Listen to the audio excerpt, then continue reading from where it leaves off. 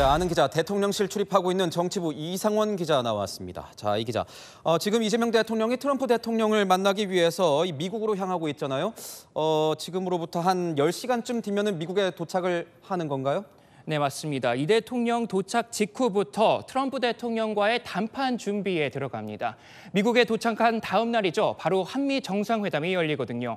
談判까지 24시간도 채 남지 않은 겁니다. 앞서 리포트에서도 봤지만 강훈식 비서실장까지 미국으로 갔습니다. 이건 굉장히 이례적인 일인 거죠. 네, 맞습니다. 굉장히 좀 이례적인데요. 대통령부터 3실장 그리고 경제사절단도 재계 총수 16명 규모로 대거 미국에 갔죠. 그야말로 총동원인데요.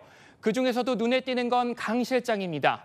통상 비서실장은 대통령 순방 때 나라를 챙기기 때문인데요. 제가 취재해보니 총괄 정무 역할을 맡을 사람이 필요했다고 합니다. 한 외교 소식통 제게 이렇게 말하더라고요. 특정 사안을 해결하기보다는 적재적소에 투입될 가능성이 크다고요.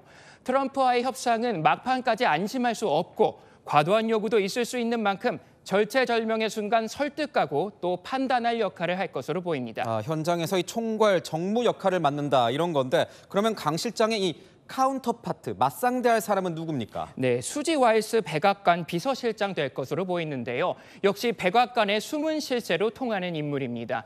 트럼프 대통령을 직접 설득할 수 있는 사람인 거죠.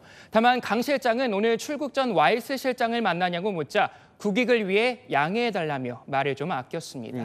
중요한 회담인 만큼 사람뿐만 아니라 모든 할 수 있는 수단을 다 총동원하고 있다 이런 느낌이 드는데 이 대통령이 이시바 총리에게 트럼프 대통령을 상대할 어떤 팁까지 받았다면서요. 네, 맞습니다. 한일 정상회담 중에 이시바 총리가 트럼프 대통령과의 관세 협상 경험담을 직접 설명해 준 건데요.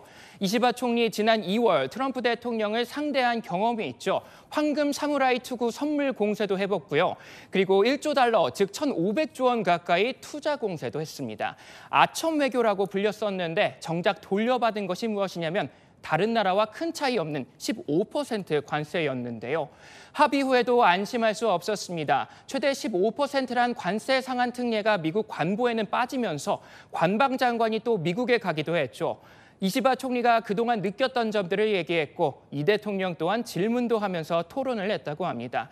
이시바 총리와 같은 시행착오는 없다는 게 대통령실 측 의지입니다. 어떻게 보면 일본에 먼저 간 이유가 있었던 거군요. 네, 그렇죠. 그런데 다른 이유도 좀 있습니다. 반일 정부라는 이미지를 지우고 트럼프 대통령에게 한미일 협력에 대한 의지를 보여주려는 의도가 있었다는 것이죠. 또 중국의 언급은 최소화하면서 미국 측이 우려하는 친중 이미지도 불식하겠다는 전략입니다. 총력전을 펼치고 있습니다. 이렇게 준비 철저히 하고 있는데 24시간 후에는 결판이 나는 거죠. 네, 24시간 후면요. 앞선 정상들이 회담했던 백악관 오벌 오피스에서 이 대통령도 트럼프 대통령과 정상회담을 할 것으로 예상되죠. 제일 중요한 목표는 추가 출혈 막기입니다. 지금까지 논의되지 않았던 방위비 분담금 최소화부터 소고기와 농산물을 추가 개방을 하지 않는다는 확답도 받아야 하고요. 또 직접적 투자보다는 우리 기업도 손해보지 않는 윈윈하는 협력 사업을 이끌어내야 합니다. 결코 간단하지 않은 숙제죠. 그야말로 이재명의 실용외교가 시험대에 선 겁니다. 네, 잘 들었습니다. 지금까지 아는 기자였습니다.